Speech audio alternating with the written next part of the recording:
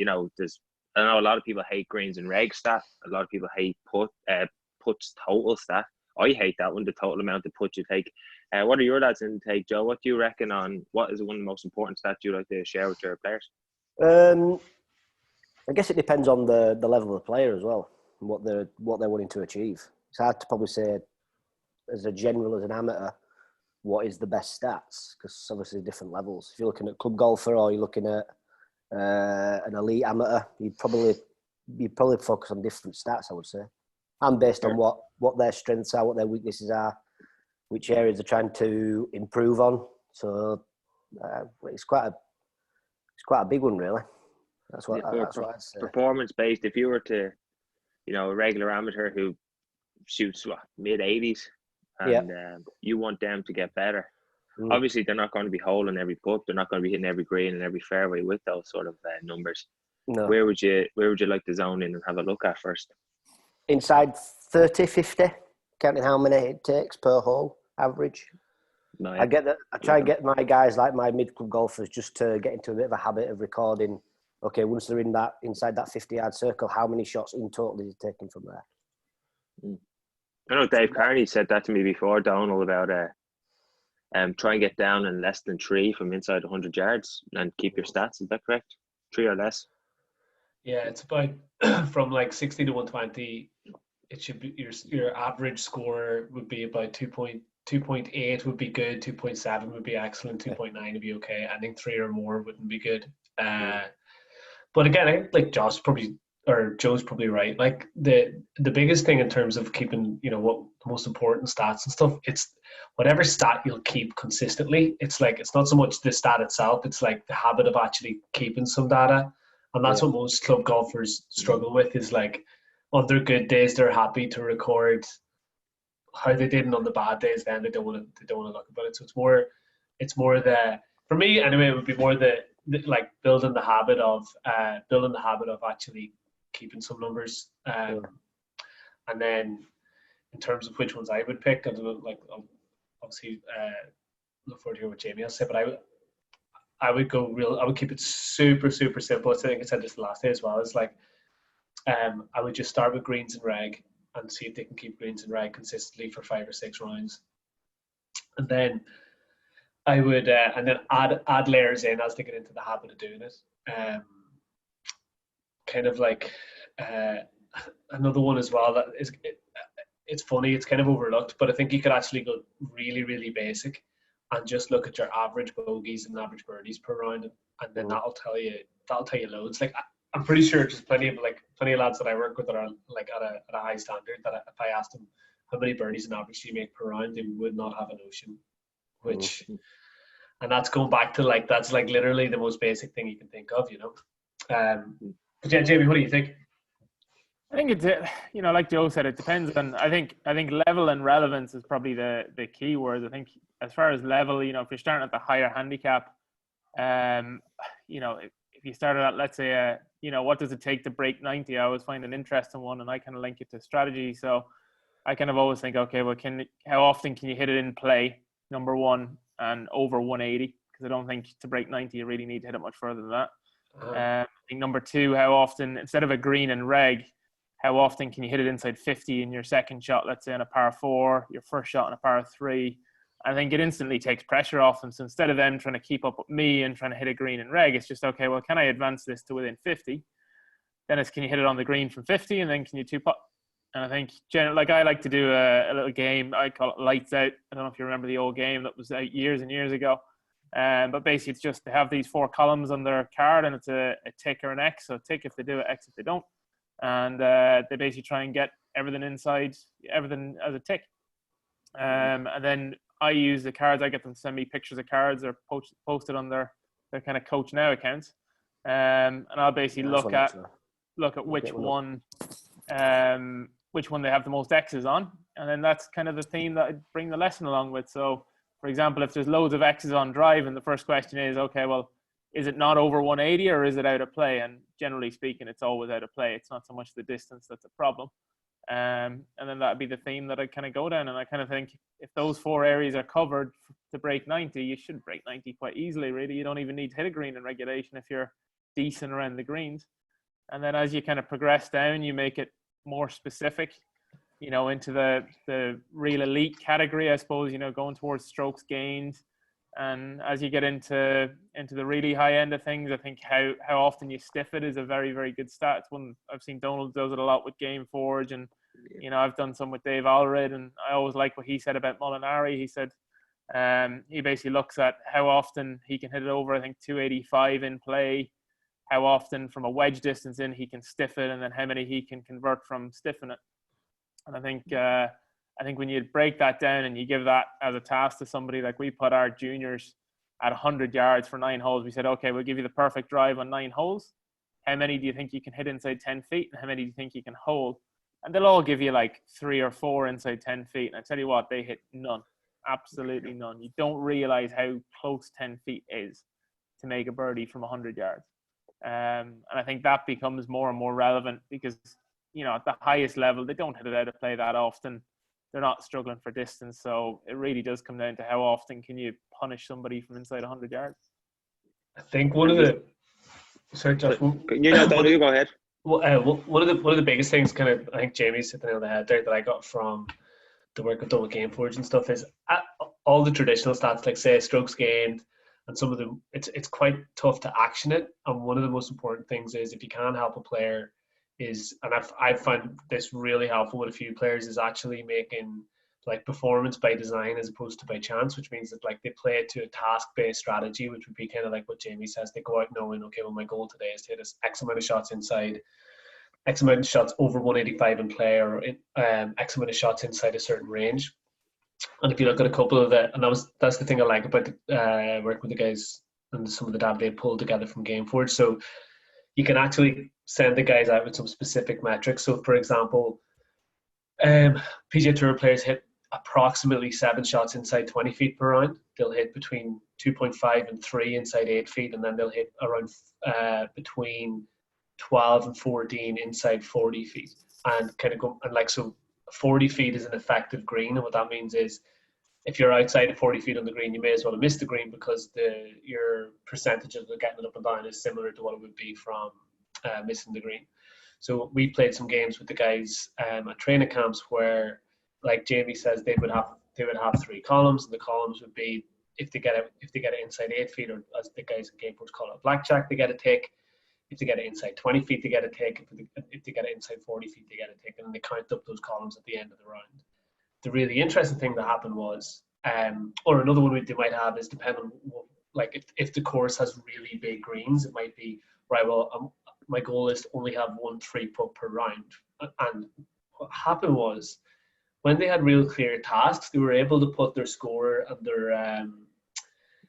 their like say position the tournament out of their head or how the round was going, and they were like able to get a lot more present because they were like, okay, my goal here now is to get it inside 40 feet, or my goal here now is to, I've already had 1 3-putt, so I can't 3-putt another one, so I'm going to really dial in my speed on this one.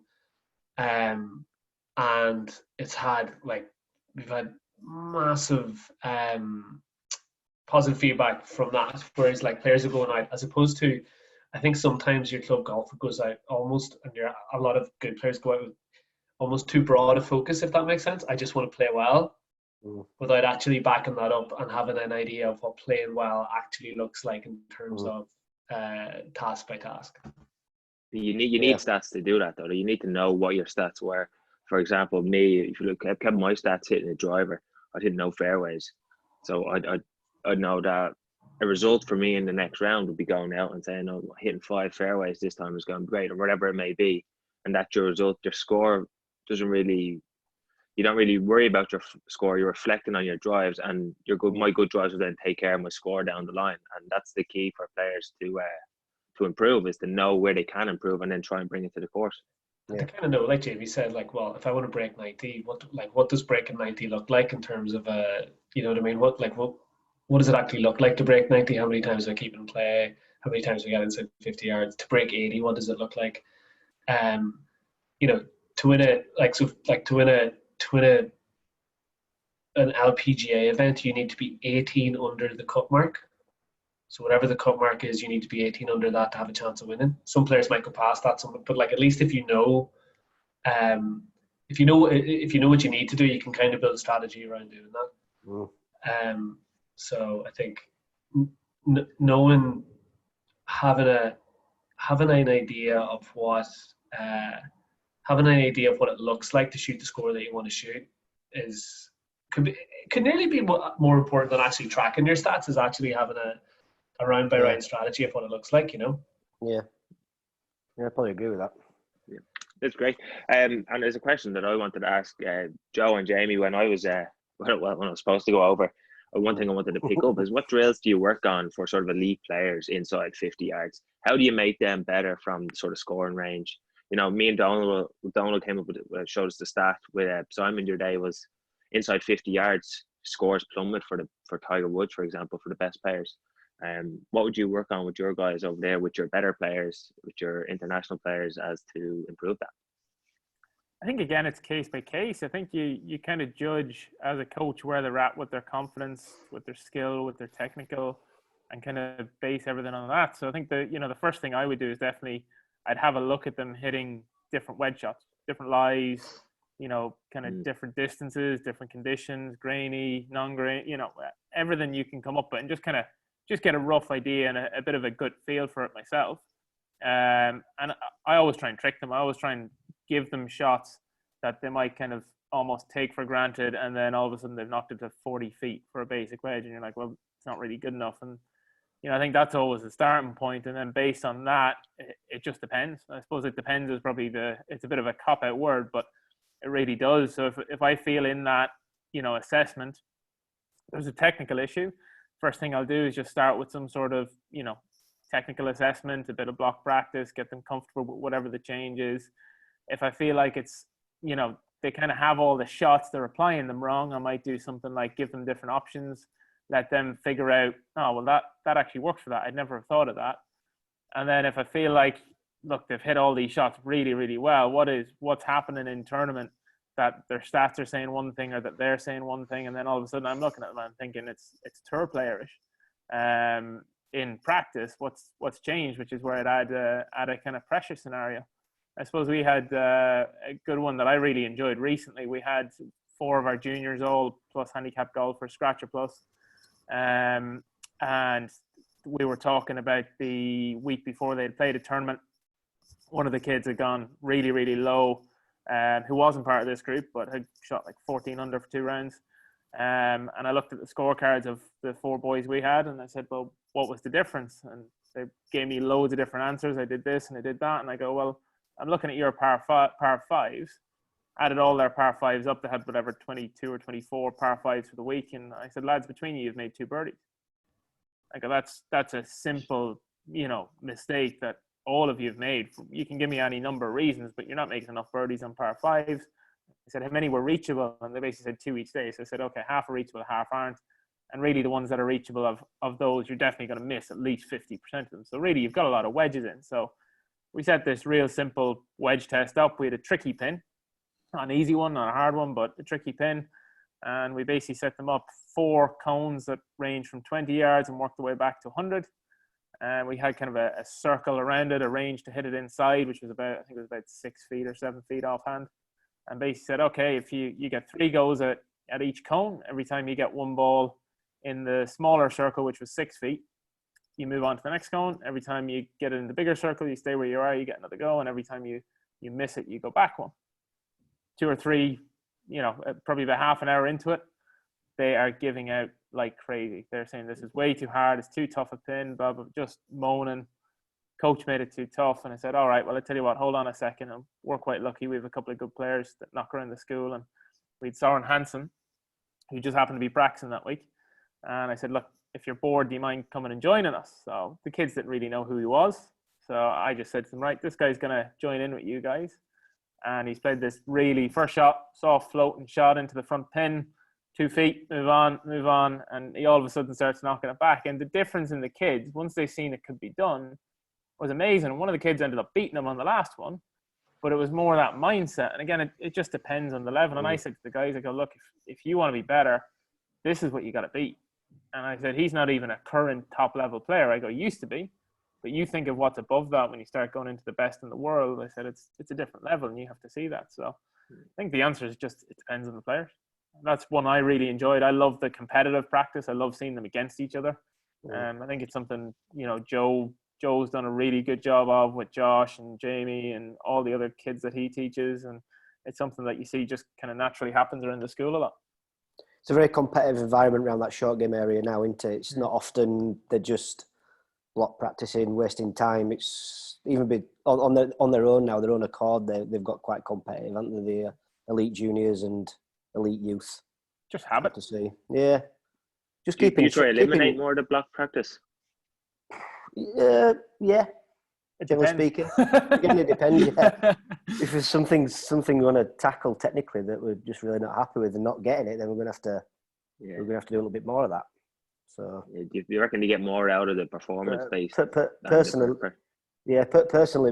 if technique's looking reasonable, the process for the shot that they've got to hit, shot selection is decent. I just like to get into competitive and make them accountable for shots as soon as possible. Yeah, I think Jamie made a good point there as well. Rank up the pressure. Jamie made a good one there, which is when they saw Soren Hansen able to do it, they all of a sudden stepped up. And I think that's one of the things with our kids and the juniors and the players that we help is actually how do we help them believe in themselves without necessarily seeing it's like, okay, well, if I see it, I can believe it. But if I can't see it, how do I believe it? It's like, you know, chicken and egg almost. And I think that ability, if we could just pull a Soren Hansen out of our pocket every day and get them to see it, it'd be amazing. But like, I think one of the big skills would be, and I think as coaches, is not to impose a limit in belief on the players. Is like, it's almost like showing them going like, look lads, that par 5 score is not good enough. I'm not saying you're not good enough. It's saying that's not good enough, and you're fucking more than capable of actually doing better here. Yeah. And I believe in you, and I know you can do it. So go show me you can do it. Because as soon as they saw Soren Hansen, they're like, oh, all right, actually, this isn't that difficult. And maybe if I just change my mindset about it and get on with it and do what I'm supposed to do, I can really perform here. So it's a brilliant anecdote, and it's a tough question for us as coaches. Is how do we get that belief without necessarily having like a mini Soren to show them all the time, you know? I think that's the job as a coach. You know, I think your job as a coach, and I think what the best ones do, like you look at Butch and Claude, and you know, up to Pete, they use their gut. You know, at the end of the day, you're judging your belief in yourself as well. As much as, you know, we have these things at our disposal, you know, realistically, you're using your gut. You know, there's no ABC. It's purely pulling out the anecdotes and pulling out the ideas and the books you've read and the people you've watched, and you know what I mean? And the wider you make that base, I think the more you have to pull from. Like I messaged Donald the other day, I had on my list of things to do was like look at mindfulness while I was away. And it's great to be able to share that stuff around. And I suppose the more you look at, the more all of a sudden you go, oh, that's a good idea. And you know what I mean? It might be tiny. Butch always said it. He always said, try and pick the one instructor that you really don't like looking at and either watch their lessons or go to a seminar, because I guarantee you'll pull something that you like out of it. Don't be close to it. The guys who are close to it and think they know everything are the guys who don't really get very far. The guys who actually are open to it and are like, oh, okay, yeah, that's not my style. It's not something I like, but I'm open to understanding it and seeing, can I steal something out of it? I think that's 100%. That's where you get it. I think that like the coaches thing that you don't like is often they're good at something that you're not good at, and it's a little bit of an insecurity in you where you're like,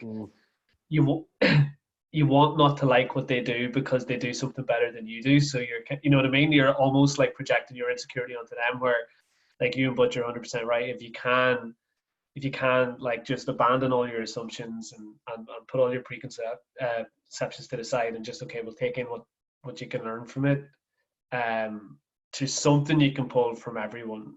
You know what I mean? Like it's no wonder, like, if Butch was able to carry that attitude over the course of his career, that he was as successful as he was, because he, you know what I mean?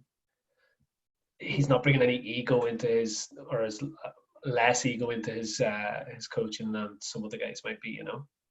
And do you reckon, I know it's difficult as coaches, I personally love doing competitions against sort of the better players in sessions. At the end, I'll always, if it's chipping or putting, whatever it may be, I always love competing against them. And I know it's difficult for a lot of coaches who don't get time to practice or hit balls. But do you reckon that element of, like Jamie, you were saying about the wedges there, that you see in Soren hitting it close, if the coach is able to hit out a shot and hit it reasonably well, maybe close or better than what the player's doing, will that help to move them on to believe that they can actually do it and that they want to beat you? I know Neil Mantrip does that a lot with his players, Donald. I witnessed it with Ronan. He did a chipping competition and he bet Ronan Maloney, and he's one of the best chippers you see in golf ball. And Neil bet him, man. I watched it was when I was down the GUI, and Ronan actually had to come in and buy Neil a Mars bar of Snickers because he lost to him in a chipping competition. I think that stuff is brilliant if it's possible for the coach to do that. Would you reckon? Yeah, I think if you've got the skill to put it off, for sure. Like I generally use the rule: if you can beat them, go for it, and if you can't, just make some sort of test up that you can make them kind of get back in their place. So in the case of those 4 juniors, there was no way I was ever going to beat them at it. So I've pulled in Soren Hansen, luckily. But like I said, at the younger age, like I love doing it with my young kids, with my like 10, 11, 12-year-olds who are coming up and they can't quite get to me. Yeah, the kind of 16-year-olds who can actually shoot 14 under. Like I had to put my hand up to one of them and say, look, you've done something I've never done. I've never shot a 62 in a tournament, and fair play. So yeah, and I suppose it's something I try and get the parents to understand very early on, is that some of the things that I'll talk about with them, I won't necessarily have ever felt. And the parents also have to understand that some of it might seem very unrealistic to them.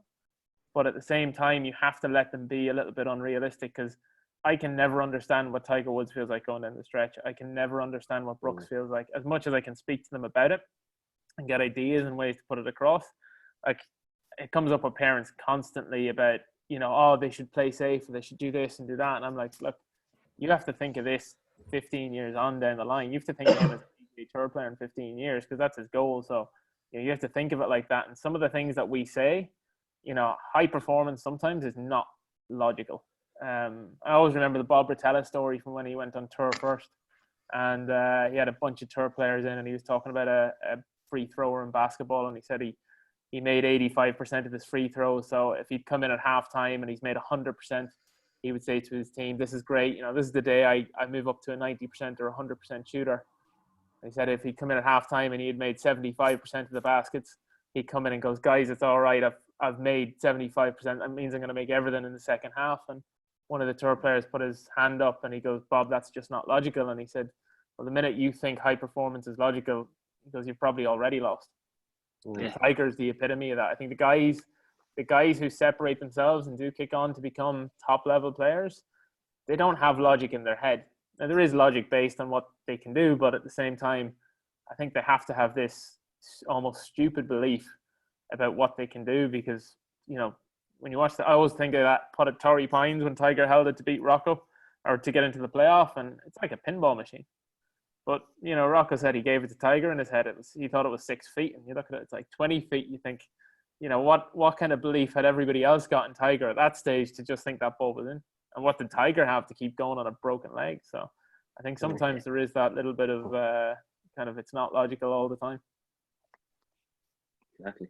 I think as well, it can, as you go up the levels too, as Jamie said, if you work with some tournaments, you have to understand your place, which is I never played at the level that you guys played at, and I can never understand what you guys are feeling.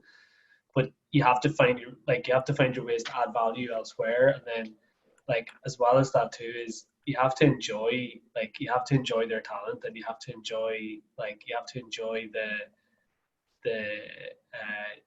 I suppose the uniqueness of somebody who is legit a top 1%er in the world and sees things that you just don't see.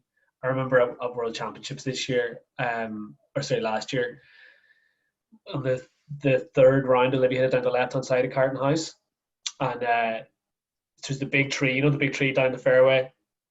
She's in the semi-rough, and we're looking like we're creeping up into third place. And Dave Kearney, your HB director, was walking behind me. We were walking down, and I remember going, "Oh fuck, Olivia, let's just sling a 6-iron out around the tree and let's get up for 50 yards." And the next thing all I can see is this wood cover fly up into the air, and I'm going, "Oh no, what is she doing?" Because she's on a downslope, and if she pushes it, she's out into the hazard, and she hits a rescue that hits a gap no bigger than the laptop screen here. And I remember me and Dave just turned around to each other and go, "That's why we're walking back here, and she's the one with the clubs actually playing in this fucking thing." You know what I mean? Exactly. Yeah. How do you like to get your players to prepare for tournaments? Oh, you'll hate me. I'm just going to say it depends. Yeah. Obviously, it depends on the player, and the course type, and that. It just, I know, yeah. It depends on what the player does or what they do. But how do you, if you're, I think I know we'll get onto a touch on another day, is that the doomsday sort of hypothetical. But how do you, what would the first thing you do? Is it surely it's performance based and pressure scenarios? Yes and no. I think it depends on where they are with their game and their confidence. I think if they've got a low confidence in some area, you might spend a bit more time of it and try and get some sort of feel that they're comfortable with. If they're high on confidence, a lot of the time you could just be there doing some performance stuff and just good shot. You know, like that's and it might sound silly and it might sound like a bailout, but at the end of the day, you know, if you have somebody that's playing well and hitting it well, you know, the only thing you can do is mess them up at that point. So you're just trying to confirm everything they have, confirm their plans, confirm their strategy. Like really, your ideal scenario is by the time you get them to a tournament, your work's done and they know what they're doing. You just back off and let them do what they do. And I think if at that point you're firefighting, you know, you're trying to get them to get some sort of confidence in some area of the game. I suppose I always like almost a plan B. You know, I'd go with something along the lines of like if then when. So okay, if you're not hitting the driver well, then we're going to go to a 3-iron fade shot. Or if you're not doing this well, then we're going to do this. Or if this happens, so that in their head they're never faced with panic, they're ready for almost all eventualities. And that can build, that's like an encyclopedia that can build over time, where as they go through tournaments and they come up with these strategies, it just goes into a filing cabinet in their head and you come up with new ones. So yeah, I think it depends on where they're at with their game. If they're flying high, I'll try and test them. I'll try and put them under pressure as much as physically possible. If they're struggling with one area, you try and get a plan B just ready to go, just in case, and then try and rely on the stuff you've done today. Be interested to hear where your pressure drills are, games are you do if you're trying to put them under pressure. It's very hard to say, well, listen, you're going to give me 50 quid if you don't get up and down here, to, you know, 16 way worse than that. 50 euro. The best one with kids, the one that I love with kids is if you have 2 kids that are friends, loser has to give the other one their phone for 1 minute unlocked. Oh. And that's, if you want to see pressure, forget money, forget chocolate bars, they do not want to hand over a phone. Like ever to their mate, especially their close friends who knows, you know, where they can needle them. I think that's always a good one. So I'm interested to see what Donald says on this one.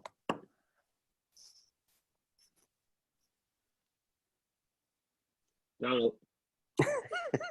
Can you hear us? I think he's froze.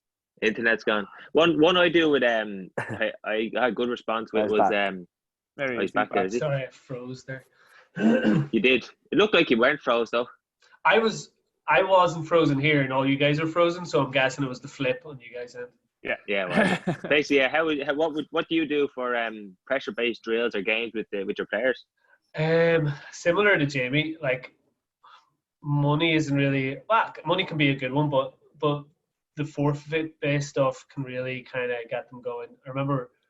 I did one at a training camp before. We set the girls' team out against the women's team, and it was like whoever lost, they lost their phone for the rest of the day. So when we were talking about it, like the night before, it was like, right, we're going to go and play. Whichever team wins, the other team has no phone for the rest of the day. And I have never seen pandemonium like it in my entire life. And you could see he was like all the confident ones are like, okay.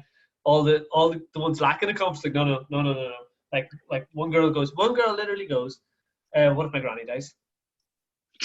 It's like, what? And she goes, well, if my granny dies, like nobody will be able to get in contact with me. And I was like, well, 2 things. One, if she does die, at least you have the rest of the day thinking that she hasn't. So that's a positive. You'll get an extra day.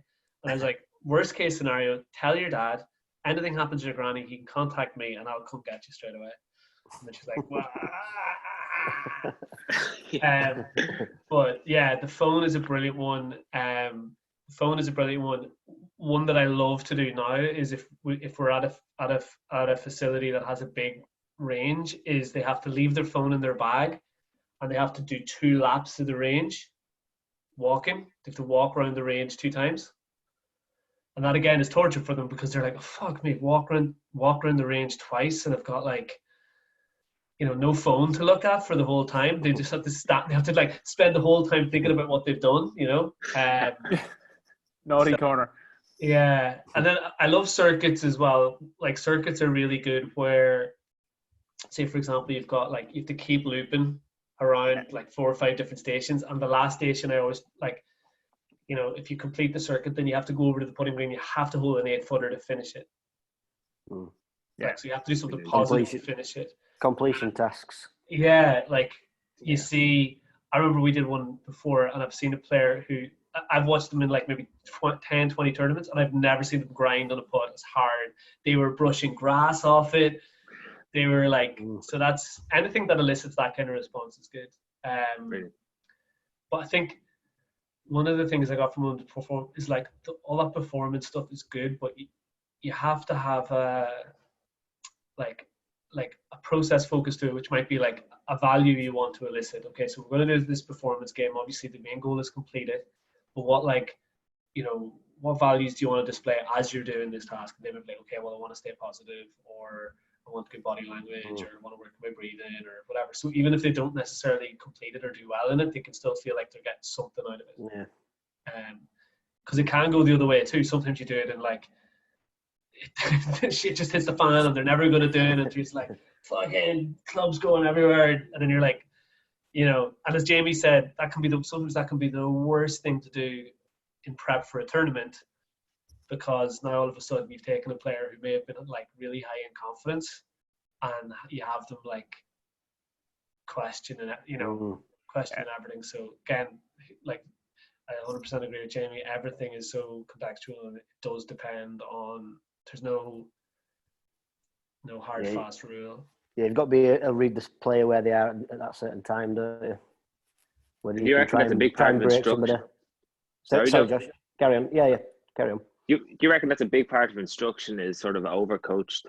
I read about it a lot, and a lot of players I deal with, I know I wouldn't deal with as many as you lads would at this stage, but they're always sort of looking for something. They're looking for their swing to look better, to perform better. They sort of lose track of they're supposed to swing to look at the ball flight and not what their swing looked like. And generally it causes a lot of problems. You're sort of explain, where did the ball go? Yeah, no, I hit it well, but I don't like this in my swing.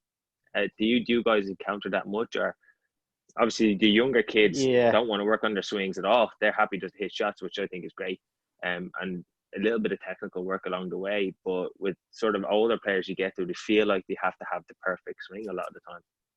Yeah, I think it's a traditional golf instruction kind of theory or thought process, is that it's change.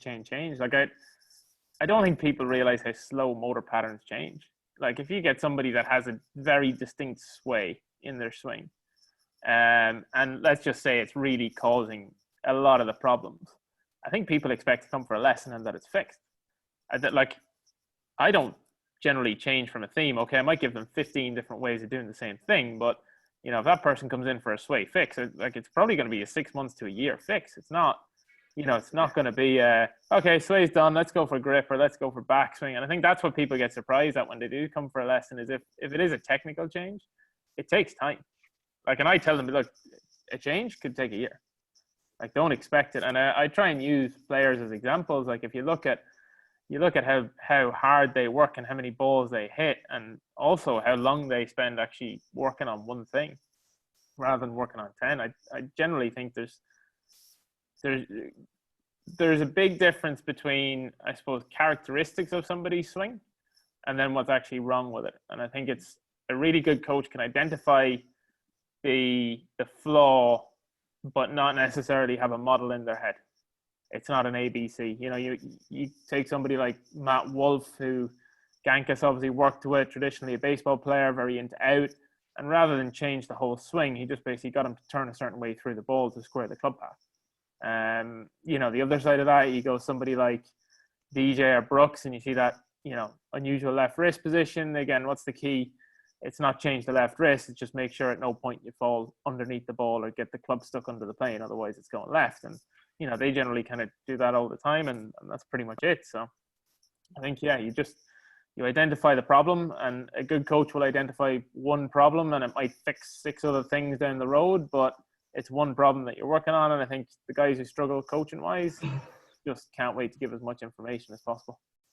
I seen Justin Rose in an article the other day. I think it was on golf.com or Golf Digest, whatever it was. He was chatting about his swing work he's done with Sean Foley. And he said he's not one of these players that can have a passive club face through impact. He would love to be able to do it, but it's just something he can't manage. It's something he had as a junior golfer.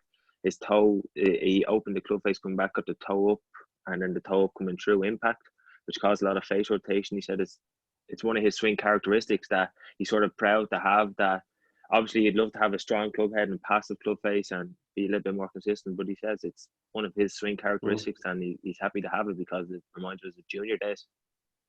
That's a good example as well, because that's a real theme. Because you see players like Tommy and Noren, and you see a lot of guys, with very passive club faces. But, how do you take out Tiger and Rory and all the players who've had, flippy, I'll use inverted commas, but definitely more rotational release. They're some of the best players that you've ever seen in your life. Norman was a bit like that. They all were kind of drawy style players, a little bit of slide in their swing and a bit of rotation in the face. So it's, like I say, it's one thing I compliment Mike O'Bannon on a huge amount with Rory is that he never really let him get suckered in. He taught him an extra shot maybe, and they worked on like a punch hold off iron shot for the short irons. But ultimately, like if you look at Rory's swing now and you look at Rory's swing, 10 years ago, the pattern's the same. It's a little less underneath and it's a little less flippy, but it's the same swing. The DNA is the same. You don't see a complete change. I think that's where Butch with Tiger wanted to keep it the same. He got him to where he wanted to be and just said, right, we're good.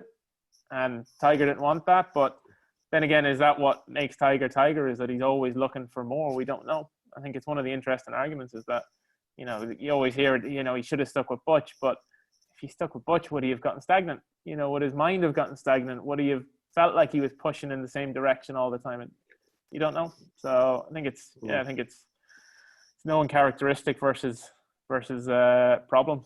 I think that's what a really good coach does again. One of the big things as well is, especially with players, is helping them isolate their belief chains. I think sometimes players think, okay, a change in my swing equals a better score, and in no way does it whatsoever. Like if you can like talk to your players and be like, yeah, we can make this change, but is this change going to guarantee you play better? Absolutely not. Like, the only thing we can say for sure about the best players over time is that they consistently shot lower scores than their competitors. Like everything else is just like opinion or preferences or whatever. And I think when it comes to like players wanting to do stuff, I've always found out with the players I was like, yeah, we can do this technical change, but it is not in any way going to guarantee that you score better or play better. Because playing, going back to that Tiger thing, is like, Tiger won and was the best player and dominated with probably 4 different swings, let's say. So if technique and pattern is really the thing that the fact is that shoots different scores, then he shouldn't have been able to do it with so many different styles. Do you get me? So I think like helping your players like not have like attachments to like, okay, well, if I swing it this way, because sometimes that can limit them. Because you could show, like Jamie was saying, you could go to a guy, okay, well, you have a bit of a sway, and then all of a sudden he thinks, oh fuck, well, I can't play well until I get rid of this sway. You know what I mean? Whereas you can play just as well now as you will be in like a year's time. Just maybe this shot won't happen quite as much, but it doesn't make you more or less likely to shoot 63. You know what I mean? That's going to come down to so many other factors. Isolated away from technique. Yeah, exactly. Anyway, well, there's one more thing that I got asked on Instagram, and I don't actually I don't know how to answer it, so I said I'll ask you lads. What's the biggest reason why players underperform? Start with you, Joe. What do you reckon? It depends, Jamie. It does depend. It's very varied. I mean, if we go juniors first, there's stuff like pressure from the parents. That's a big one. Oh, Fine, they're going to that's a huge one. We see that quite a lot. Expectations from them as well. That goes back to what we discussed the other day, Donald. sorry, Joe, to interrupt you. The expectation on having to hit every shot close, as opposed to broadening your target a little bit, brings the acceptance or the expectation down a bit, and they accept the shot they hit because they're really not really worried about the outcome because they have a bigger target. Does that make sense? And then I don't know if you lads agree, but if you limit that expectation of having to hit it so precise all the time, it sort of frees up a little anxiety. I don't know what your opinion is on that, but I found that recently it has. Yeah, that was good one. That was good one from Brooks and Claude in January when we was walking around at Abu Dhabi. And he got asked how many pins does he go for in a round of golf, and he said probably somewhere between 4 and 6. So everything is a very conservative target, and then an aggressive, committed golf swing at a conservative target most of the time. So quite often the shots that have gone close are not necessarily where he was intending to hit it. It's just an aggressive move at a centre of a green or safe spot of a green. He's just not quite hit it on that line. So that was quite good to hear, and it just all of a sudden just simplified everything. You know, if you found the fairway, right, where's my conservative target for hitting into this green? Right, it's there. What's the pin like? Is it one I can maybe go a little bit more at the pin? No, okay, just aggressive swing at that conservative target, and we'll go from there. It's just simplified everything. Yeah. So I guess leading that into why do people underperform? Maybe just make it too complicated out there, trying too much, trying to maybe shape the ball too much when quite often just a good stock golf shot's going to do the job 95% of the time.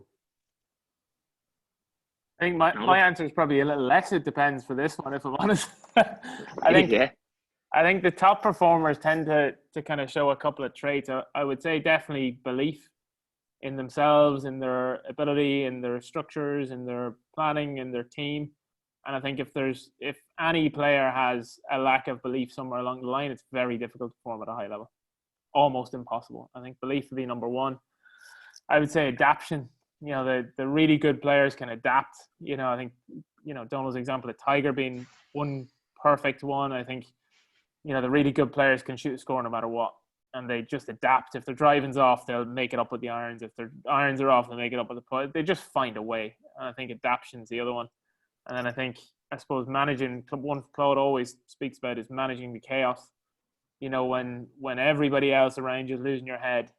I think, and I'm mid-flow here watching Tiger's last round at Augusta last year, and it's funny watching every time early on he made a birdie, there was no fist pump. It was just walk off. Everybody's gone crazy around him. Molinari's struggling. The boys are making moves up on him, and just the demeanor never changed. You just manage the chaos, and I think those three things really they're very non-technical because I think there's very little you can actually find that's common among players. Like even going into parents and expectations and things, I think at the end of the day, people are going to have expectations, and it's not inside your control what their expectations are. It's more, you know, what's your expectation? You know, what can you put on yourself? And I think even from the kids who are 12, 13, 14 years old, those who can accept everybody else's expectations and just kind of park them and manage the chaos on the golf course, you know, they're the ones that will eventually succeed. And you might get ones that can overcome them short term, you know, because obviously the pressure builds as it gets higher and higher and higher. But at the top level, I think, you know, those are probably the three things I would say is definitely belief in yourself, you know, being able to adapt on the fly, and then being able to just manage the chaos all the time. Yeah, it's brilliant. I think one of the big ones I got from Steve Peters from the Gym Paradox, and I think it's so golden, is like, I actually don't think anybody ever underperforms. And the reason I say that is because I think he's brilliant. Steve, like, everybody's doing the best with what they have on that particular day. So nobody goes out and gives less. Like, so for example, I don't think anybody ever underperforms. I think with what they had going on that day, where their head was at, where their body was at, where their swing was at, that was the best they could have done. So if you take that presumption, and it helped me a lot, like, especially when I was looking at players, is like, it stopped me judging like their performances a lot more. I was like, no, presume that they've done their best. Whatever they had on that particular day, that was the best they could have done. And I think when people talk about underperforming, they're like, oh, I should have shot better than I did. I should have. And just get rid of it. You did what you did. That's what it was. That was the best you could have done. They were like, yeah, but, you know, I I started thinking about my score at 4 holes to go and I bogeyed the last 4. Yeah, I was like, okay, well, that was the best you could have done. You didn't have the mental strategy necessary to keep it together for the last 4 holes, but that was still the best you could have done. You know what I mean? So I think when it comes to like people going, well, underperforming, I was like, nobody ever underperforms. Whatever you did on a particular day was the best you could have done with what you had on that particular day. Your job is then to have more skills or more tools that are available the next day you tee it up. So I kind of I think like if you take that model and that attitude, kind of relieves a little bit of the anxiety and pressure on players, which is like you didn't underperform, because if to underperform suggests that you had a higher level that you just chose not to play at on that particular day. And I think that if you can get rid of that mindset in players and go, it makes them, like, number one, accept themselves a little bit easier, and then number two, it gives them the belief that every day can be a little bit better if I just have a few more skills at my disposal and know that you're always doing your best. I think that sometimes, and especially as a coach, you can easily fall into the trap of going like, well, she's not doing as well as she could be doing, or he's not doing as well as he could be doing, or he should be doing better, or she should be doing this. And I think just trust that they're doing their best with what they have at this particular moment in time, and then go from there. They don't intend to play bad, and nor do they want to. Yeah, like nobody wants to fucking double the last to lose by a shot, you know. But on that particular day, that was what they had. That was what they had in their locker. And it's great. Anyway, lads, thanks a lot for the chat. Any other topics you want to cover, or you want to go over? Other than getting me on a flight to Dubai ASAP after I was cancelled 2 hours before I jumped on it. Mad, innit? I'm just glad for the lads that they have to, like, in the perfect climate, one of the nicest climates in the world, look at them stuck inside like the rest of us, you know what I mean? It's like, yeah. It levels the playing field a little bit. At least we have 2 kilometers we can walk around in. Well, that's true. Yeah, we can't even leave. Yeah, we can't even go for a run in the morning. We get kicked back into the house by security. Really, yeah? Jesus. Yeah, they're literally going around patrolling our like, I live in an estate, and they literally are just going around patrolling, and if they see you out running, and get in that house, or we're calling the cops. Simple as. That's where you're doing the home workouts, is it? That is exactly. I was so lucky because I'd gotten all the stuff about a couple of days before it shut down, and I had a driving net delivered the other day, and I'm set. So I can hit balls. I've got my TrackMan. I can do whatever I want here. I'm good. I'm held up. I'm held up just fine and dandy. I could be worse places. How'd you get on with the Murph? With the Murph was horrendous. And I didn't even do a full one. I just did a modified version there's no way I could do a full one of those. Not for it. I'm just happy to be able to get 5K now. That's my big benefit since I went into lockup. But one of the kids I coached just sent me that 5K challenge yesterday. So if I die of a heart attack today, this will be probably the last group chat I have before. So I just want you to know. Just hold on to monetize it. This could be gold. That's 5K is what you're shooting at. Come on now. I might just might make it to 3.5, and it could be lights out. So you never know. That's shocking. That's shocking. That is. You don't know what pain is till you do 100K. Nor do I ever intend on finding out what that pain is. If I do 100K this year, I'd be happy enough.